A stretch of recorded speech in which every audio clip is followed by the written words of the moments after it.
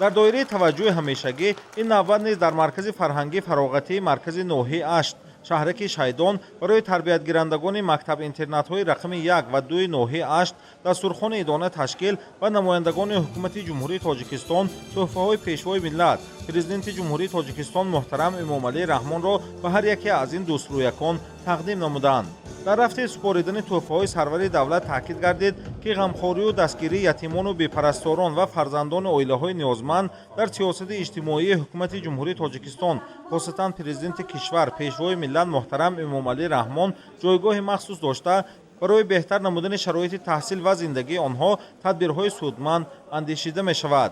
президенти ҷумҳурии Тоҷикистон пешвои миллат муҳтарам Эмомалӣ Раҳмон ҳамеша дар ҳаққи ятимон, оилаҳои камбизоат, кӯдакону наврасон ғамхорӣ зоҳир менамоянд.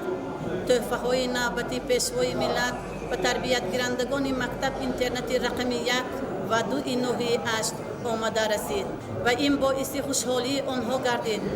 тӯҳфаҳои президенти ҷумҳурии Тоҷикистон пешвои миллат муҳтарам Эмомалӣ Раҳмон сару либос, пойафзол, маҷмӯи лавозимоти хона, шеринаҳо иборат буда, тақдими тӯҳфаҳо бори дигар қалби наврасонро ба ояндаи боз ҳам дурахшон дар фазои озоду соҳибистиқлолии кишвар нуру сафо ва умиду боварии тоза бахшид ва дар навбати худ кӯдакону наврасон омӯзгорон изҳори назар сипосгузории хешро ба пешвои миллат роҳбари ғамхору дилсӯз баён доштанд.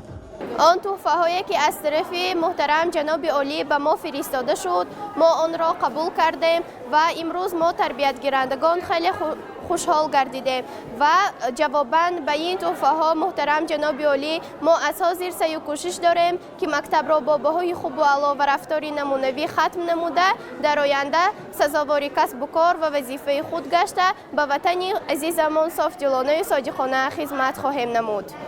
дар ноҳияи Ашт 2 мактаб интернати давлатӣ барои кӯдакони ятим оилаҳои ниёзманд амал мекунад ки дар онҳо 75 нафар наврасон ба ғамхорӣ, таҳсил, тарбия фаро гирифта шуданд. дар баробари муҳайё будани шароити моддӣ, таъмини имконияти зарурӣ, инчунин дар ҳар иду айём тақдими тӯҳфаҳо, дилҷӯӣ, эҳдои меҳру муҳаббат ба наврасон, ятимон, оилаҳои ниёзманд аз ҷониби пешвои миллат муҳтарам Эмомалӣ Раҳмон бо он мақсад амалӣ мегардад ки наврасон дар шароити беҳтар таҳсил намуда ҳамчун насли солим, дорои донишу ахлоқи ҳамида ва тандуруст ва соҳибтахассус ба камол расанд.